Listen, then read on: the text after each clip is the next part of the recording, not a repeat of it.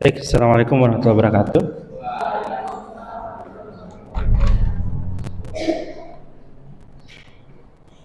Alhamdulillahirrabbilalamin. Allahumma sholli ala Muhammadin wa ala alihi wa sahbihi ajma'in. Silakan. Baik, selamat datang kembali di perkuliahan penalaran hukum kelas B ini ya. Kok sepi nih? Masih pada mudik?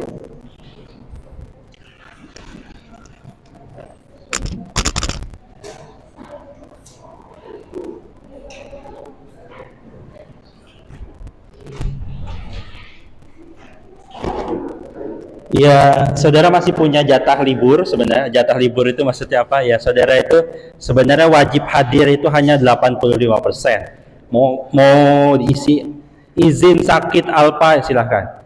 Ya, jadi sebenarnya ya tidak harus 100% hadir. Tapi pastikan tidak kurang dari 85%. Tapi yang saya tidak tolerir adalah saudara tidak ada di kelas tapi tanda tangannya ada. Jadi silakan saja saudara ambil kesempatan untuk tidak hadir itu, tapi jangan berbohong. Baik, hari ini di pertemuan ke-6 kalau tidak salah, hari ini kita akan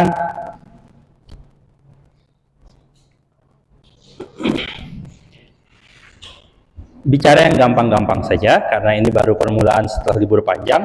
Kalau saya harus yang susah-susah, nanti ya kita perlu pemanasan lah, kira-kira begitu. Jadi pekan ini saya hanya ingin menyampaikan sedikit. Nah, nanti ada biasa di kelas saya akan ada soal-soal yang saudara perlu kerjakan. Nah, berdoalah saudara tidak kena yang maju, kira-kira gitu. Baik, di terakhir kita bicara tentang setelah logika deduktif, logika induktif, dan ada imputasi. Sekarang kita akan mulai menukik kepada bidang hukum itu sendiri. Kalau kemarin kita ketika bicara tentang deduktif dan lebih spesifik kita bicara tentang imputasi, kita bicara tentang ada satu yang menjadi dasar dulu. Kalau dalam logika deduktif namanya adalah premis mayor. Kalau dalam menilai sesuatu kita punya basis penilaiannya dulu. Dasar hukumnya apa? Apakah boleh seseorang warga negara asing memiliki tanah di Indonesia? Kita perlu dasar. Ketika mengatakan boleh atau tidak boleh, kita perlu dasar sesuatu itu. Kesalahan terbesar ketika kita menilai, ketika kita salah dalam menentukan apa yang menjadi dasar pijakan menilai itu. Atau kalau bahasa deduktifnya, salah dalam premis mayornya. Salah menggunakan undang-undangnya. Salah menerapkan salah menggunakan aturan hukumnya. Kita belum bicara penerapan di materi-materi berikutnya. Tapi baru apa aturan yang akan kita kenakan itu, apa dasar yang akan kita pakai itu, apa yang menjadi bahan untuk kita olah itu, atau yang kita sebut dengan nama bahan hukum itu, pastikan ia adalah sesuatu yang valid. Maka di pertemuan kita ini, di pertemuan hari ini kita hanya akan berkutat masalah ini. 3 hal ini. Bahan hukum yang sifatnya primer, sekunder, dan tersier. Nanti yang akan dibahas yang tengah, sekunder. Kenapa? Kalau yang pertama, bahan hukum primer, saudara sudah pelajari. Sudah berkali-kali hampir semua materi hukum, saudara temukan ini.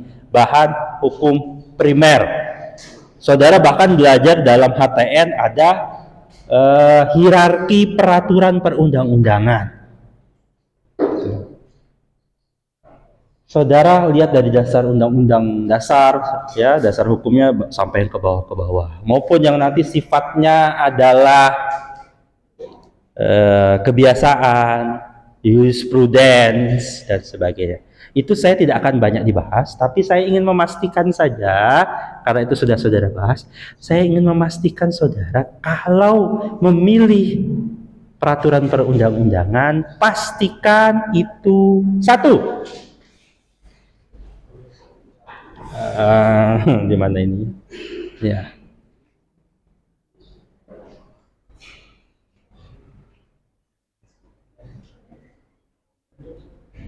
Oke, kalau kita sedang bicara tentang peraturan perundang-undangan, saudara wajib pastikan dia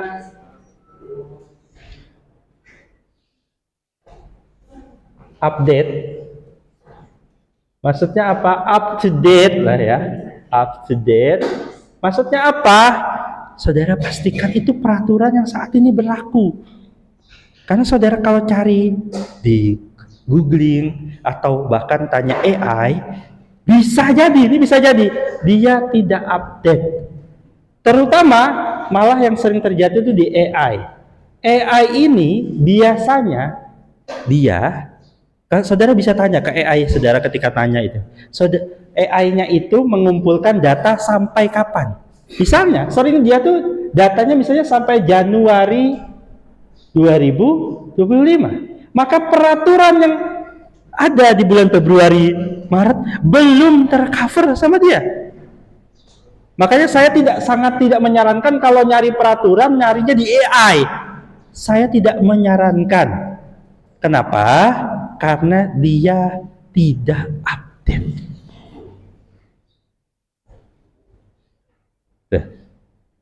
Karena dia sangat lama. Maka peraturan yang pertama itu saudara cari yang terupdate. Aduh gimana caranya? Ya itulah kelebihan saudara. Kalau AI bisa menggantikan saudara, maka buat apa ada saudara belajar hukum? Nah, saudara ternyata masih lebih unggul dibanding AI karena saudara lebih update. Bagi yang tahu nyarinya, cari peraturannya, apakah ada terbarunya, apakah ada isunya, sudah dibahas nggak di R. Kan kemarin yang terbaru tuh Undang-Undang TNI, itu kan Undang RUU TNI yang disahkan. Apakah AI sudah saya tidak tahu ya, tapi kan saudara pastikan saudara punya updatean terbaru. Jangan sampai peraturan yang saudara pakai itu kuno. Kuno itu bukan berarti panjang. Kalau hari ini ditetapkan ada peraturan baru, maka yang kemarin itu sudah kuno.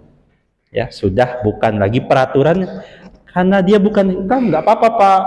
Kalau misalnya tren tertentu, nggak update nih, kamu nggak update, itu kan nggak masalah. Tapi kalau peraturan saudara nggak update, ya saudara salah.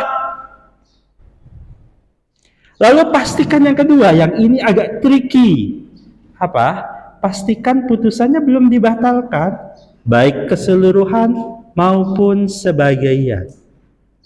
Yang di undang-undang, maka saudara harus cari putusan MK-nya. Kalau yang di selain itu, maka putusan Mahkamah Agungnya. Ini tidak saudara temukan kalau saudara nyari peraturan A, hanya undang-undangnya. Tapi ternyata dalam undang-undang ini bisa jadi di dalamnya ada yang sudah dibatalkan sebagian oleh MK. Misalnya hanya pasal 20-nya saja. 20 ini menurut MK tidak berlaku atau bisa jadi dilebarkan, bisa disempitkan oleh MK.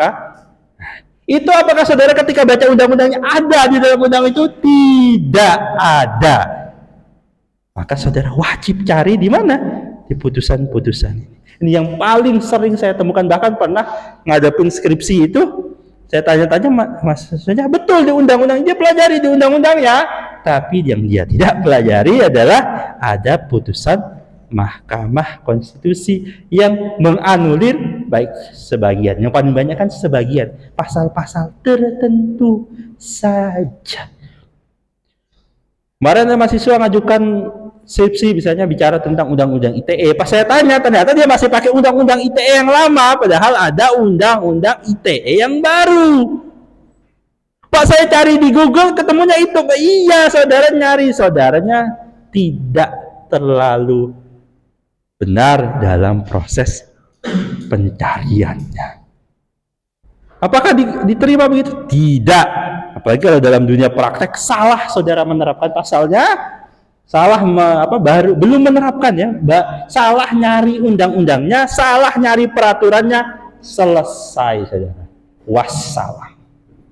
Oke, jadi pastikan kalau nyari yang pertama ini, pastikan dia adalah suatu hal yang berlaku. Saya saudara baca undang-undang KUHP. Ada nih KUHP baru. Berarti yang harus begini. Padahal dalam undang-undang KUHP itu baru berlaku 2026. Ada peraturan perundang-undangan yang keberlakuannya, undang-undangnya sudah ditetapkan, tapi keberlakuannya ditunda. Salah satu contohnya KUHP ditunda dalam waktu 3 tahun, ditetapkan tahun 2023, sekarang 2025 masih belum berlaku karena dia akan berlaku nanti tahun 2026. Hati-hati. Oke, saya akan berhenti di situ untuk bicara bahan hukum primer. Maka kita temukan bahan hukum primer, sekunder, dan tersier. Bahan hukum primer itu ya peraturan. Orang hukum yang utama, kalau bahasa gampang saya, saudara, setelah kelas penalaran hukum ini, ketika ngomong sesuatu, pastikan saudara tahu dasarnya. Bedanya orang hukum dengan, Pak, menurut saya begini. Ya saudara boleh berpendapat apapun. Pertanyaannya, dasarnya apa? Ketika saudara belum bisa mengutarakan, Pak, sumbernya apa ya? Berarti saudara masih gagal dalam bernalar. Jadi orang hukum itu bukan orang yang bisa ngoceh sebanyak-banyaknya, bukan. Tapi adalah orang yang bisa ngoceh dan ocehannya itu ada dasarnya. Kalau kita bilang ocehan bidang hukum gitu, obrolan tentang hukum, maka pastikan saudara tahu dasar hukumnya. Kalau enggak, mending diam saja. Sadar diri berarti belum mampu. Oke, selanjutnya setelah bicara bahan hukum primer peraturannya, apakah cukup di situ tidak atau tidak? Kita bisa temukan bahan hukum sekunder. Namanya bahan hukum sekunder ini bisa dari hasil penelitian, bisa dari buku, bisa dari literatur apapun itu, bisa dari jurnal, artikel pada jurnal, ada dokumen-dokumen hukum, nanti kita akan rinci makalah dan sebagainya. Intinya ini adalah sesuatu yang nanti menjelaskan dan memperlengkap apa yang ada dalam hukum primer ini. Saudara biasanya kalau baca undang-undang kadang bingung maksudnya tuh apa, maka banyak buku-buku yang menjelaskan, banyak sumber-sumber yang nanti dia mensyarah, memberi penjelasan atas peraturan perundang-undangan misalnya. Lalu cukup di situ ternyata tidak. Ada lagi namanya bahan hukum tersier. Kalau misalnya ada kebutuhan pokok, kebutuhan sekunder, kebutuhan tersier, sama tuh.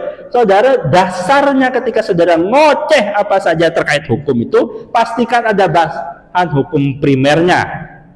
Kalau saudara tidak terlalu paham di sini, bantu dengan ini.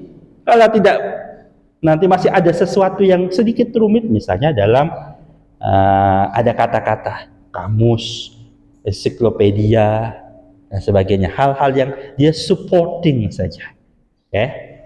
Hari ini kita akan bicara yang banyak di masalah 2 ini. Karena ini hanya supporting, dan yang pertama ini saudara sudah jelas paham. Kalau belum sampai paham di sini, bermasalah saudara. Jadi selama ini apa? Kan itu selama ini belajar apa? Sampai sini ada pertanyaan dulu? Tidak ada.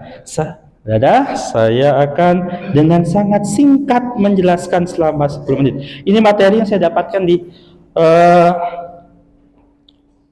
pendidikan khusus profesi advokat. Jadi di kelas saya ini kuliahnya hybrid. Hybrid itu apa? Ada yang via OPL, ada yang via kelas ini. Lalu saudara akan dapat utuh, saya ulangi lagi, saudara akan dapat utuh seperti saya pertemuan pertama ceritakan, kalau saudara mengikuti dua-duanya. Kalau OPL-nya belum dibuka sampai sekarang, maka saudara belum dapat teorinya. Karena apa? Karena saya tidak akan banyak mengulang teori yang ada di dalam OPL.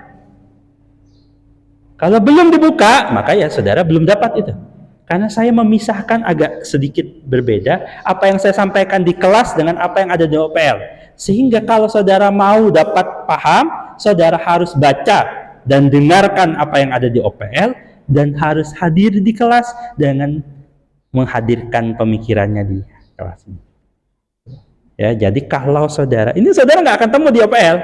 Kenapa? Karena ini praktikal. Yang banyak saya bahas di kelas adalah sesuatu yang sifatnya praktikal. Jadi jangan kira, aduh Pak, teori lagi, apa sih gunanya?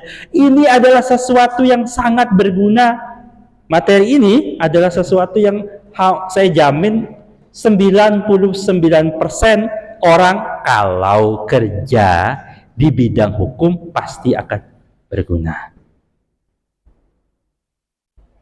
Kalau mau kerja di bidang hukum, Pak, saya pengen jadi YouTuber, nggak apa-apa juga kan. Tapi saya hanya mengatakan bagi yang ingin berkecimpung dalam hukum, maka tidak bisa lepas dari yang 3 tadi, bahan hukum. Yang akan kita bahas banyak hari ini adalah bahan hukum sekundernya. Ini materi ini disiapkan untuk para advokat. Dia kalau ketemu klien, itu seorang advokat kalau ketemu klien, datang kepada saudara, ini biasakan adalah riset dulu. Tampung dulu sebanyak-banyak bahannya. Jangan langsung diterapkan. Oh, menurut saya tuh Pak begini, menurut saya begini. Riset dulu. Riset itu ada yang menghasilkan bentuknya skripsi, disertasi, tesis dan sebagainya itu. Ada yang sifatnya ujungnya yang banyak dipakai di lapangan, ada namanya legal opinion, pendapat hukum. Jadi kalau klien datang membawa satu itu, saudara akan melakukan satu riset, lalu saudara susun isi nanti ujungnya adalah menurut kami ini boleh, menurut kami ini tindakan hukum yang perlu dilakukan ini. Oh, ini kasus adalah kasus bidang perdata dan tata usaha negara. Untuk perdata bisa diselesaikan dengan A, B, C, D. Prosesnya panjang begini ceritakan. Kalau diselesaikan dengan tata usaha negara begini. Itu namanya legal opinion. Apalah nama istilah umumnya macam-macam itu, tapi istilah umum yang dipakai adalah legal opinion.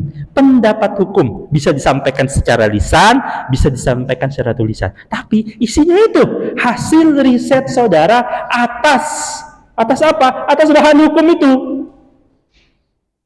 Maka saudara kalau ketemu pasal lalu saudara langsung, ini pasalnya, penerapannya ini biasanya bermasalah.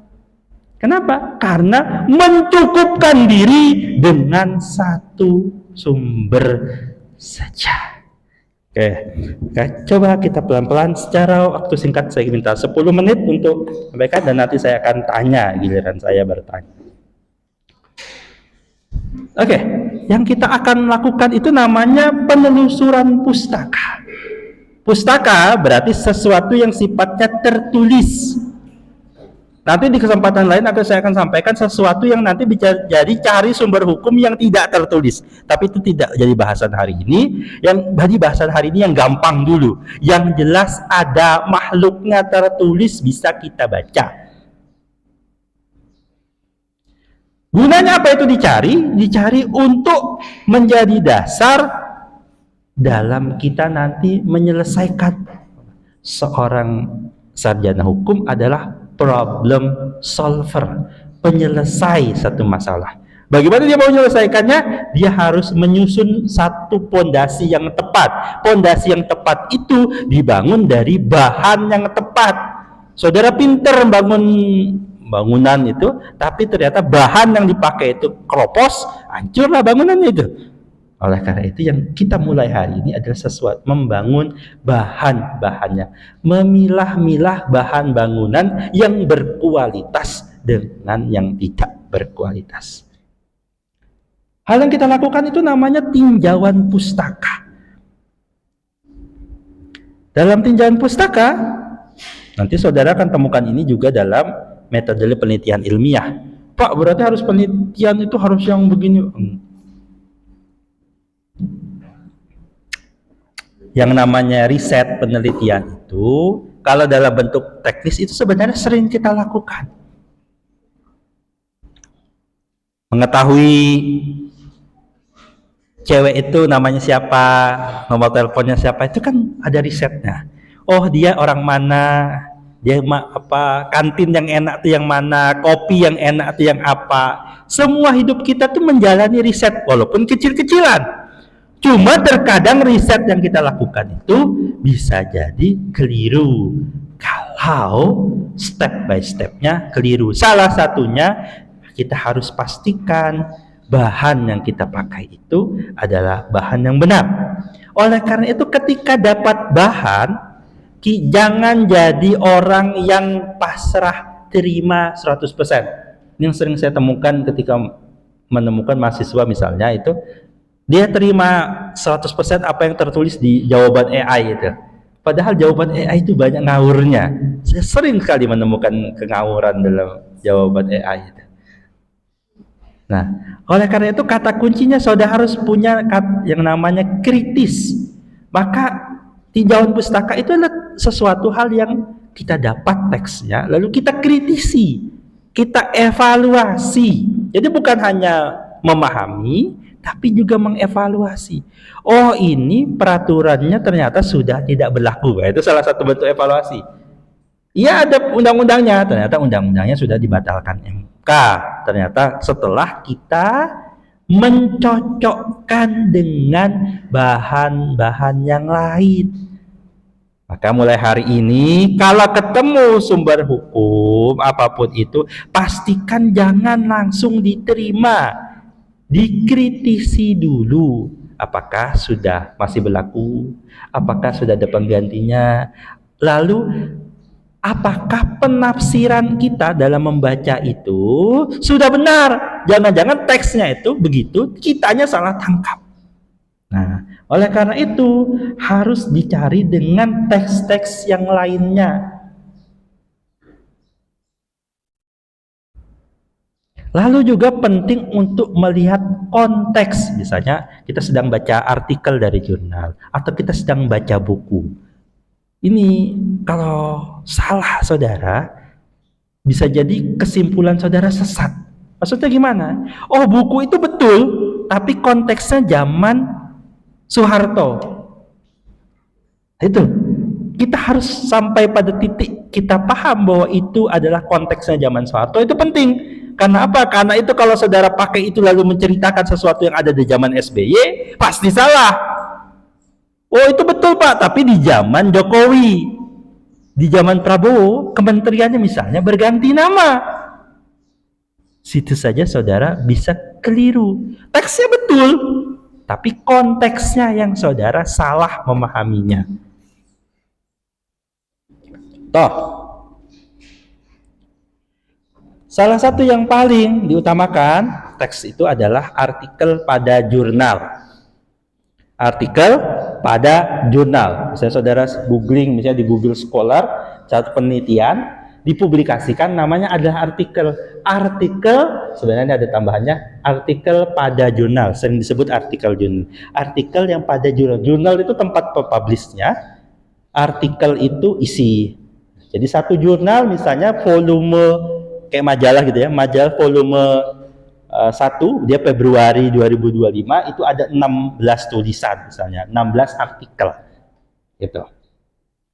Karya ya ini kan sifatnya mutakhir, ini kata kuncinya.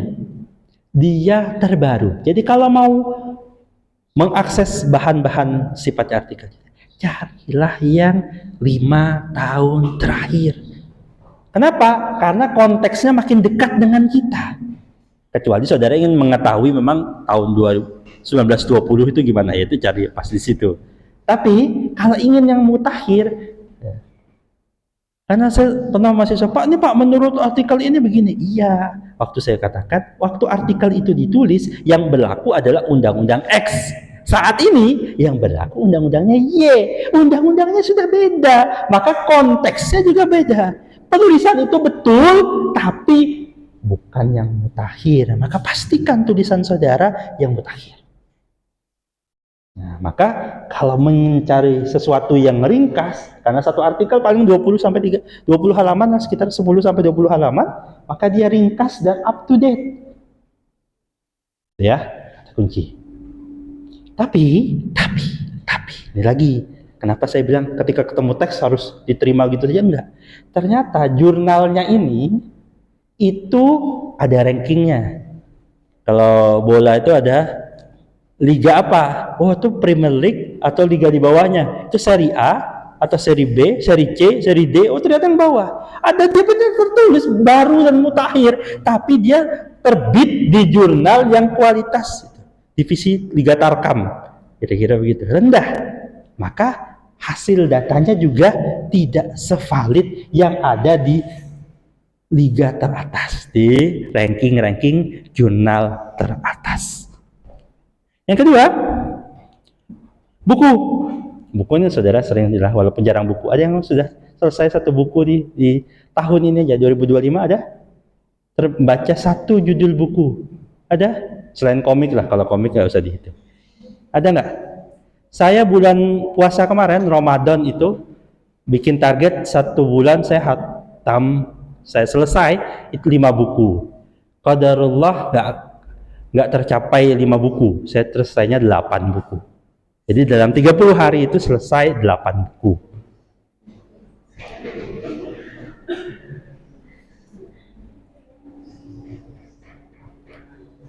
Itu masih banyak teman saya yang kualitasnya jauh di atas saya, dia baca buku. Nah itu ya. Jadi kalau kalian tuh Pak belum ini, ya sadar sendiri deh, sadar diri aja. Seberapa rendah literasi yang saudara hadapi di hadapan saudara. Bukan hanya 1 orang, 2 orang, enggak. Memang tantangan di banyak tempat. Buku itu bagus, tapi ada catatannya. Buku itu biasanya tidak update. Apa? Itu kan tulisan yang lama, biasanya hasil perenungan panjang. Targetannya biasanya adalah untuk ngajari orang, jelaskan orang. Tapi masalahnya tadi buku itu tidak update. Seringnya itu 10 tahun yang lalu, 20 tahun yang, buku 50 tahun yang lalu, buku 200 300 tahun yang lalu, itu masih ada, masih berguna. Iya, sebagiannya masih berguna. Cuma kalau saudara ingin tahu sesuatu yang up to date, jangan cari di buku. Nah, nanti harus mencari hal yang update lagi. Setelah baca buku itu, saudara bisa nanti mencari yang up to date-nya di jurnal. Lalu ada yang sedikit mirip sama jurnal, namanya conference, proceeding dari conference. Itu dia bedanya. Kalau jurnal itu hanya teks saja gitu. Co-proceeding ini biasanya dimulai dengan ada satu seminar, lalu banyak pembicaranya. Para pembicara itu saling membuat tulisan lalu mempresentasikan tulisannya. Nah, semua hasil penelitian itu yang disampaikan, dipresentasikan itu dijilid, namanya proceeding. Nah, saya gampang itu, mirip-mirip sama jurnal. Tapi dia kualitasnya di bawah jurnal karena dia biasanya tidak melewati review yang panjang. Tapi intinya yang penting disampaikan di conference, dia sudah bisa dibukukan jadi proceeding. Jangan lupa juga ada yang namanya teks-teks berupa laporan-laporan hasil pemerintah. Misalnya hasil data BPS. Kalau mau tahu berapa jumlah jomblo di Samarinda misalnya gitu, salah satu yang mau dicari ya mau data validnya data pemerintah. Walaupun kita ketahui juga data pemerintah biasanya terbatas dan sebagainya. Tapi itu bisa menjadi rujukan yang valid kalau pengen tahu. Kemarin di bulan puasa saya meng-share satu data yang agak unik. Saya agak terkaget juga dengan buku ini dan orang banyak mereaksi reaction atas buku atas yang saya share itu. Datanya tentang jumlah pernikahan di Indonesia. Ternyata dari tahun 2020 itu ada penurunan jumlah angka pernikahan. Teman saya kan bilang, oh berarti orang pada nggak mau nikah. Saya bilang, mereka banyak kawin tanpa nikah. Saya bilang, datanya belum menunjukkan itu. Nah, itu perlu diteliti lebih lanjut. Tapi data KUA itu menunjukkan jumlah pernikahan itu terus datanya menurun dari tahun 2020 sampai 2024 kemarin jumlah penurunan. Mungkin saudara nanti termasuk yang nanti menambah atau mengurangi jumlah itu. Nah, data itu yang diberikan itu adalah data yang bisa saudara rujuk. Asal penting kevalitannya dilihat dari mana? Dilihat dari siapa yang mengeluarkan. Kalau menterinya yang ngoceh tanpa data tuh banyak kan gitu. Tapi yang dilihat tuh yang dikeluarkan oleh lembaga itu langsung valid hasil survei tahun berapa. Termasuk bisa jadi data yang dari perusahaan juga. Maksudnya apa? Dari swasta. Ingin tahu apakah jumlah pembelian kendaraan roda 4 itu meningkat apa rendah, ya dapatnya dari data-data itu. Toyota berapa, Honda berapa, Mitsubishi berapa, itu kan misalnya gitu. Nah ini penting buat saudara dalam merujuk sumber yang tepat. Lalu ada rujukan yang sering dipakai, bahkan mahasiswa sering muncul di deskripsinya, itu koran atau bahasa lainnya ya news yang ada lah ya, intinya kanal-kanal berita itu. Dari yang bagus sampai yang baik. Ini diwanti-wanti. Ia tidak bisa menjadi satu rujukan tunggal. Dia itu hanya pelengkap atau sebagai bahan awal. Ada data begini nih. Lalu kita cari di lebih lanjut di mana ya tadi, bisa di buku, bisa di conference nih, bisa di data pemerintah, bisa di di artikel jurnal, atau bisa langsung merujuk misalnya dia ngomongin pasal tertentu, dia kita lihat di undang-undangnya. Kenapa? Karena banyak sekali terjadi dalam koran ini, terutama berita hukum, mayoritas mereka itu bukan orang hukum, sehingga suka mengeluarkan istilah atau terma yang salah. Sering saya temukan itu istilahnya keputusan hakim. Ini hakim telah memberikan keputusan untuk menjatuhkan gitu. Istilah keputusan itu salah untuk suatu hal yang sifatnya produk hakim. Produk hakim dalam peradilan itu namanya putusan. Kan beda hanya ke Pak. Apa sih wartawan itu? Apa sih bedanya cuma ke gitu? Dalam orang hukum beda ke-nya itu salahnya besar. Ya. Jadi pastikan kalau ini salah satu kenapa tidak bisa jadi rujukan karena mereka biasanya banyak salah menggunakan terma. Orang hukum itu tidak boleh salah menggunakan terma. Apalagi saudara sedang membuat satu tulisan yang itu penting. Sering mahasiswa ngomong gini, Pak, maksud saya itu Pak. Tidak diterima. Orang hukum tidak terima itu. Orang hukum harus benar dalam kata-kata. Jadi istilah itu harus benar. Jangan, Pak, biasanya orang ngomongnya ini tidak bisa diterima. Ketika saudara menggunakan istilah itu nanti akan ditanya, dasar kamu menggunakan istilah itu apa? Oh, itu ada dalam undang-undang ini. Oh, itu ada dalam buku ini. Oh, itu dalam rujukan ini. Kalau tidak ada, berarti saudara sedang ngawur dalam bernalar. Oke, juga ada ini bentuk saja ya, skripsi, tesis, disertasi itu hanya bentuk penelitian saja. Ini bagus biasanya, tapi kalau apalagi yang di tesis dan skripsi itu biasanya pemula, jadi masih banyak-banyak salahnya. Disertasi itu lebih meningkat lagi, dan susahnya di sini skripsi itu adalah nyarinya susah. Saudara mau nyari penelitian skripsinya orang mana tuh di Universitas Hasanuddin sana misalnya di Makassar. Ada yang diupload di internet, ada, tapi kebanyakannya kita temukan tidak diupload, jadi susah nyarinya. Nah gitu. Lalu ya internet ya, seperti kita saudara bahas banyak. Ini slide tahun 2023 2013 sampai 2014 gitu. Jadi rujukan internet, jurnal dan sebagainya itu masih banyak yang sifatnya cetak dan sekarang sudah elektronik. Oke. Tapi yang pasti intinya dari semua ini adalah saudara harus memastikan apa yang saudara temukan itu terverifikasi dan valid. Oke, maka kita tes dalam waktu 10 menit. Masih ada waktu 10 menit. Ini 1446 Hijriah. Tolong cek siapa yang nomor 46 di presensi itu.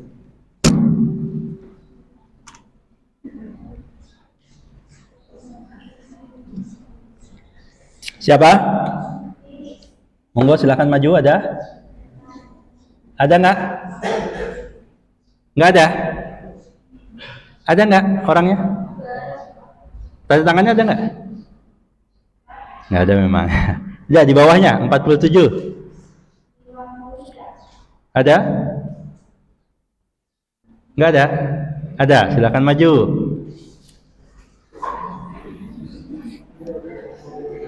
Selamat, bukan saya kan itu yang lainnya senang banget. Silakan Mbak, itu ada mic-nya di depan, silakan dipakai dibaca soal nomor 1. Gampang-gampang aja.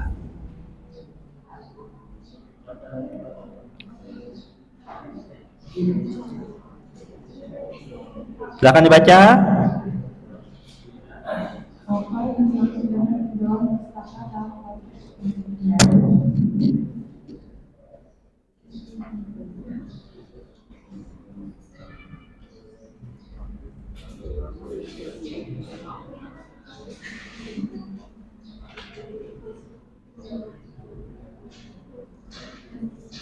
Satu, dua, tiga, empat,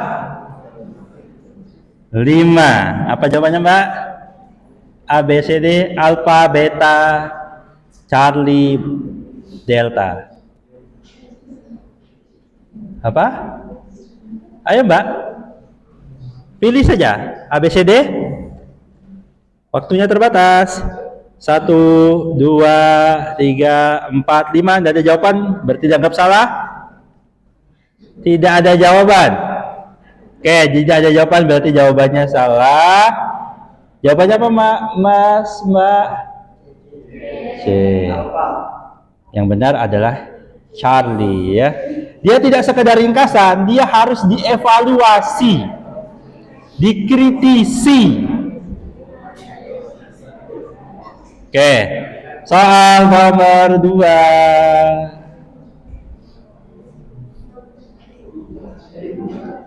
Yang dan mutakhir dan teruji ya, itu yang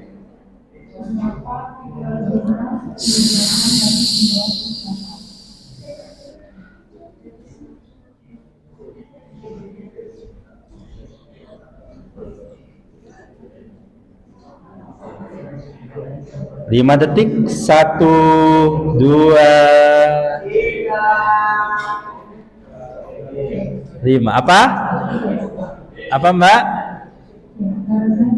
Yang mana? Apa? Charlie. C. Karena informasi. Betul salah? Oke, terima kasih. Silakan Mbak tunjuk temennya.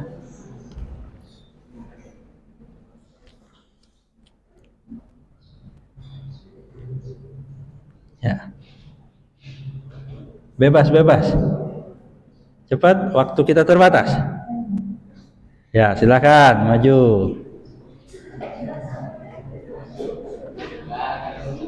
Terima kasih Mbak. 5 menit lagi waktu kita. Oke, soal nomor 3. Apa kekurangan utama penggunaan buku sebagai tinjauan pustaka? Alpha, Bravo, Charlie, Delta. Hitungan 5 detik. 1, 2, 3, 4, 10. Berapa Mbak? Charlie? Betul salah? Jawabannya? C. Terima kasih. Silakan ditunjuk temannya. Hah? Iya, bebas. Oh, 2? 2. Mana presensinya 2 siapa?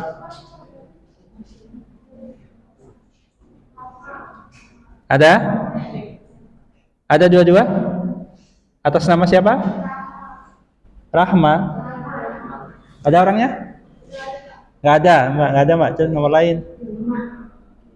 Coba. Ada? Ya. Silakan kembali.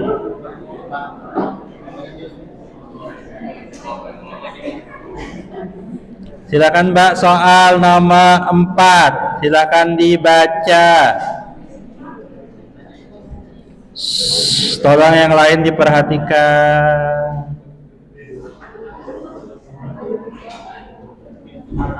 Manakah dari berikut ini yang merupakan bahan hukum primer?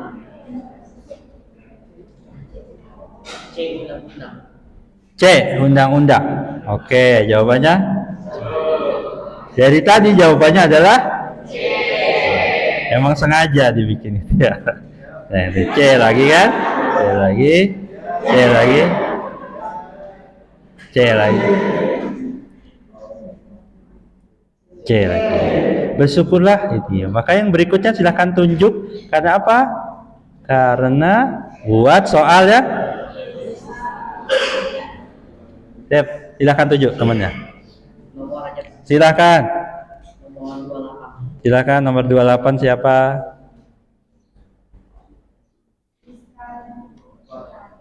Ada? Ada nggak? Nggak ada. Nggak ada Mbak, ganti Mbak. 35 Pak. Iya. Jahat betul kata dia. Oke, silahkan Mbak kembali. Soal yang katanya ChatGPT lebih susah. Belum tentu loh ya.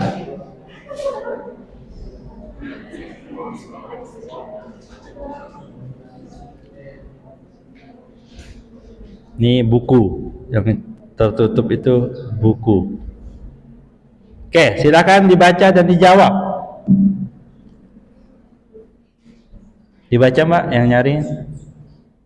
Dalam menyusuri jalan wisata, seorang peneliti menemukan beberapa satu dari jurnal reputasi internasional yang terbit 5 tahun lalu, dan satu lagi dari jurnal lokal yang baru terbit namun belum terdeteksi. Jika peneliti ingin memaksimalkan kekuatan analitis tinjauan wisata, strategi mana yang paling tepat?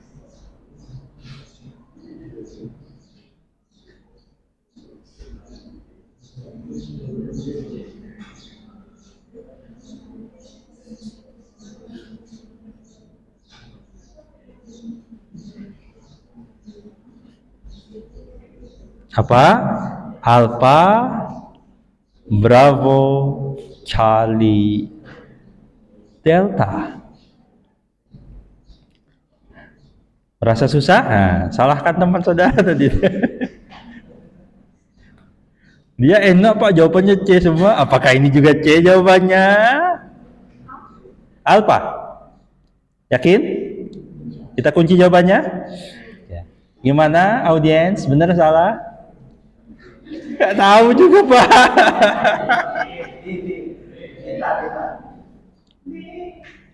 Jawabannya?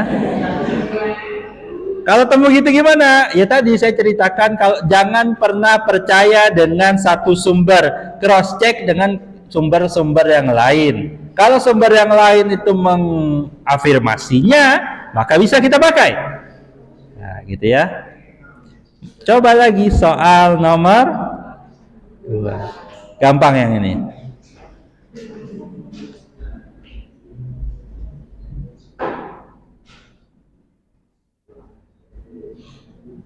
Seorang mahasiswa mengutip berita dari media online populer sebagai dasar perubahan kebijakan dalam skripsinya.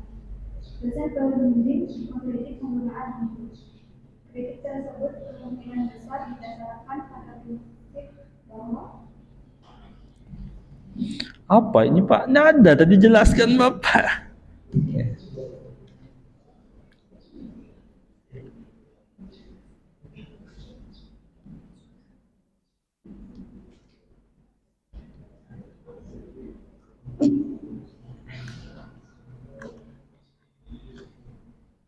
Oke, waktu habis, silahkan dijawab dulu.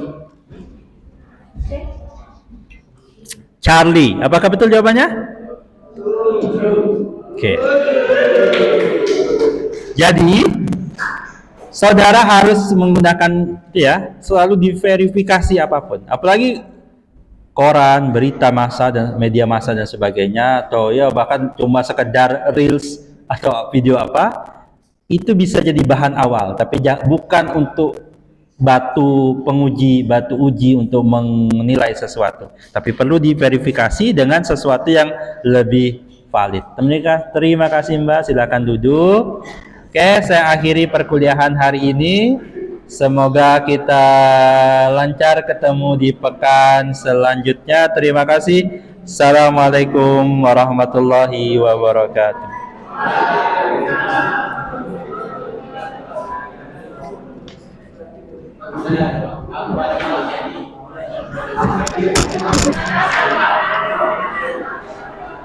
Thank you.